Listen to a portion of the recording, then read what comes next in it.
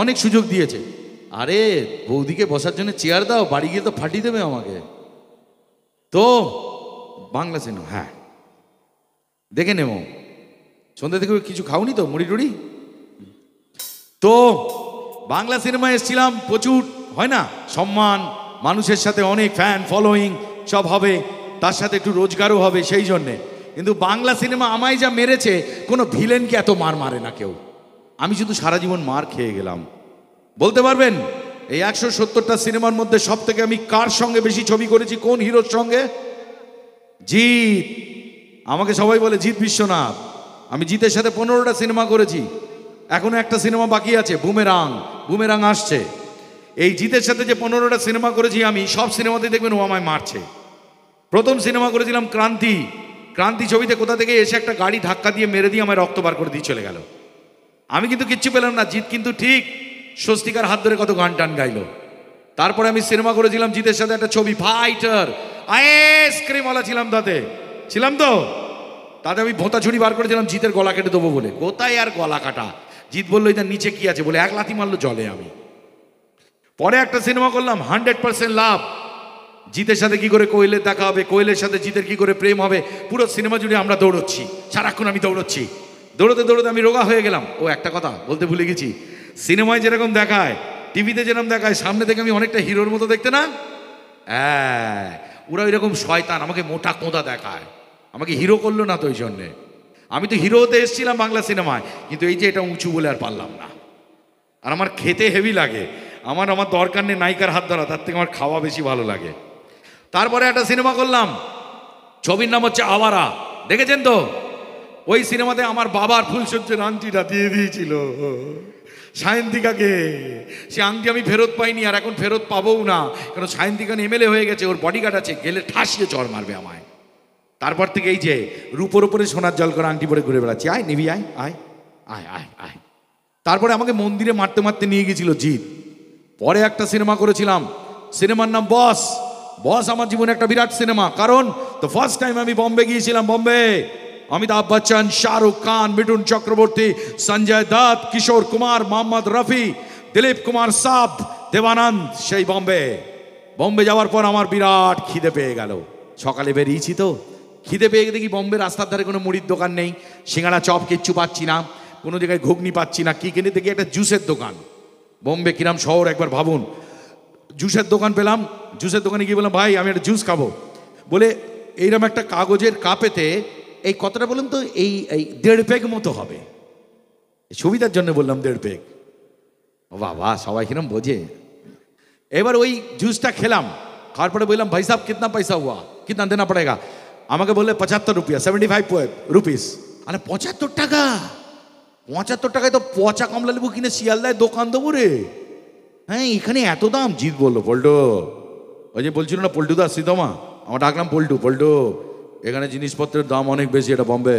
খুব ভালো। জিৎ আমার বাড়িতে বসেতে এলো, আমি বললাম তুই আমার বাড়িতে এসছিস, খা থাক, তোকে আমি একটা চাকরি জোগাড় করে দিচ্ছি। জিৎ কিচ্ছু করলো না, ঠাস করে আমার একটা চড় মারলো।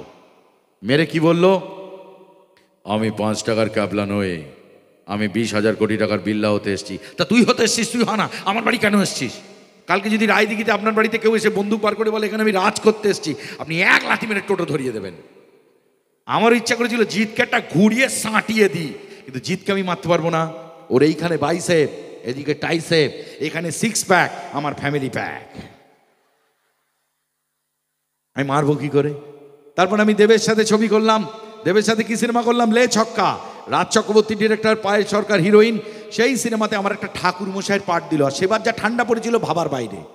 ঠাকুর মশাইয়ের পাঠ কি, ফিনফিনে একটা ফতুয়া, আর পথপথে একটা ধুতি। কি হাওয়া ঢুকছে দাদা, জানলা দরজা দিয়ে ঢুকছে দাদা। তারপরে সিনেমা করলাম দেবের সাথে পাগলু 2। কথায় কথায় রজতব দত্ত বলে মেরে বালি চাপা দিয়ে দেবো। তা তোর বালির গোডাউনে যে তুই চাপা পড়ে বস থাক, আমি কেন চাপা পড়তে যাবো? বলে দেবের বাবাকে আর আমাকে তুলে নিয়ে সোজা চলে গেল দুবাই। আমরা 2 ভাই দুবাইতে জমা হয়ে গেলাম। দুবাইতে গিয়ে কি গরমের জায়গা, সেখানে গিয়ে 5 দিন আটকে রেখে দিয়েছিল। 1 জামা, 1 প্যান্ট, আরও একটা জিনিস এক ছিল, সবার সামনে বলতে পারবো না। ওই জিনিস এক পরে থাকা যায়, চুলকে চুলকে মরছি, সে কি বিচ্ছিরি ঘেমে মেমে এক অবস্থা। তারপরে সিনেমা করলাম চ্যালেঞ্জ 2। তাপস পাল সব ভুলে গিয়েছিল, আমারে কেউ মারেনি, বুঝতে পেরেছেন? পরে সিনেমা করলাম রংবাজ। এই শহরের সব থেকে বড় রংবাজ। ওরে বাবরে বাবরে, রংবাজ সিনেমাতে কি হলো? রজতাভ দত্ত হচ্ছে কোয়েলের বাবা, আর তার ম্যানেজার হচ্ছে খরাজ মুখার্জি, আর আমি হোটেলের ম্যানেজার। আমাকে বলছে পুরো সুইমিং পুলটা তুমি বিসলারি দিয়ে ভর্তি করে দাও। হ্যাঁ, আমার বাবার সম্পত্তি তো। বলে এদিক দিয়ে রজতাভ দত্ত লাথি মারছে ফুটবল আমি, আর ওদিক দিয়ে খরাজ মুখার্জি ধরে লাথি মারছে আমি। আর ওদিকে হিরো হিরোইন কি গান গাইছে? ও মধু, ও মধু, ও মধু। ওরা মধু খাওয়া খাই করছে, আর আমি মৌমাছির চাকে হুল খাচ্ছি। পরে সিনেমা করলাম শুধু তোমারই জন্য। শুধু তোমারই জন্য তো দেবের কি সুন্দর ড্রেস, শ্রাবন্তীর কি সুন্দর ড্রেস, সোয়ামের কি সুন্দর ড্রেস, মিমির কি সুন্দর ড্রেস। আমার কি লুঙ্গি আর গামছা। যত বলি বাইকে তুলিস না, আমার হাওয়া ঢুকে যাচ্ছে, লুঙ্গি উড়ে যাবে। কে কার কথা শুনে? আমায় কেউ পাত্তাই দেয় না। পরে একটা সিনেমা করেছিলাম সোয়ামের সাথে, যত বলি ভাইপোদা ভাইপোদা, আমার সাদা মনে কোনো কাদা নেই, ততই আমায় মারে। মন্দিরের ঘন্টার মতো বাজিয়েছে। কোন সিনেমায়? জামাই 420। তাতে একবার চাইনিজ সাজিয়ে, একবার মেয়ে সাজিয়ে, কিচ্ছু বাদ রাখিনি। কিন্তু আমি হোটেল থেকে পড়ছি, গাড়ি থেকে পড়ছি, যে পাচ্ছি আমায় মেরে যাচ্ছে। পরে তো একটা সিনেমা করেছিলাম, সিনেমার নাম কি সেটা পরে বলছি। ওই সিনেমা করার পর আমার বাড়ির লোক বলে দিয়েছে, এই ধরনের ছবি করলে বাড়ি থেকে সালোয়ার কামিজ পরে বার করে দেবো তোমায়। কারণ সিনেমার নাম হচ্ছে হরিপদ ব্যান্ডওয়ালা। আমার এক মাথা চুল, মুখ ভর্তি লিপস্টিক। আসলে আমরা ছেলেরা, আমার ছেলেরা স্কুলে যায় তো, স্কুলে গেলে বলে তো লোকে, মানে সিনেমা করি তো, কাকু কোথায়, এখন কি শুটিং করছে, কি হচ্ছে, এইসব বলে। বলছে এইরকম সিনেমায় পাঠ করলে বলবে তোর পিসি কোথায়, তোর মাসি কেমন আছে। কিন্তু আমার মেয়ে সাজলে হেভি লাগে, আমি দেখেছি। মুখ টুক পেলে পরে টেরে শাড়ি টাড়ি পরে যখন ব্লাউজ টাউজ পরি, ছেলেপিলে আমার দিকে তাকায়। যাই হোক, সে দরকার নেই। সিরিয়ালে তো তাই, প্রথম জীবনে যে সিরিয়াল হিট করেছিল তখন এখানে কেবল টিভি আসেনি, ধাত্তেরিকা, তাতেও আমার কিন্তু ওই সালোয়ার কামিজ ছিল। তারপরে একটা সিরিয়াল করেছিলাম সুবর্ণলতা, জানেন তো? সুবর্ণলতা সিরিয়াল দেখেছেন কেউ? হ্যাঁ, ওতে বউ আমার সাথে কথা বলতো না, আমিও বউয়ের সঙ্গে কথা বলতাম না। তাতে আমাদের 4টে বাচ্চা হয়েছিল। কথা বললে স্কুল ঘর খুলে ফেলতাম। তো যাই হোক, এখন বাড়ির লোকের সমস্যা হচ্ছে, লোকে কোনো আর্টিস্ট দেখলে, সিনেমা আর্টিস্ট, সিরিয়ালের আর্টিস্ট দেখলে লোকে কি বলে?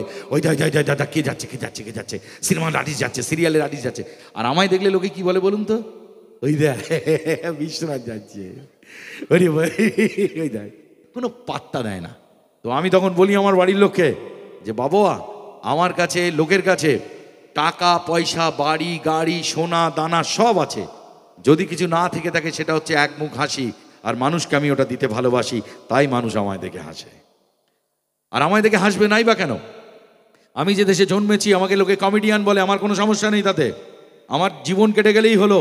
এইরাম শস্য শ্যামলা বাংলাদেশ, এত বড় বড় আর্টিস্ট জন্মেছে যেখানে, উত্তম কুমারের দেশ, সৌমিত্র চট্টোপাধ্যায়ের দেশ, প্রসেনজিৎ চ্যাটার্জির দেশ, চিরঞ্জিত চক্রবর্তীর দেশ, মিঠুন চক্রবর্তীর দেশ, সত্যজিৎ রায়ের দেশ, তুলসী চক্রবর্তী, ভানু বন্দ্যোপাধ্যায়, জহর রায়, নিপতি চট্টোপাধ্যায়, নবদ্বীপ হালদার, সন্তোষ দত্ত, উৎপল দত্ত, তরুণ কুমার, রবি ঘোষ, অনুপ কুমার, চিন্ময় রায়ের দেশ, বর্তমানে পরাণ বন্দ্যোপাধ্যায়, খরাজ মুখার্জি, শুভাশিস মুখার্জি, কাঞ্চন মল্লিক। আমি কমেডি করি, সেই জন্য মানুষ আমাকে ভালোবাসে।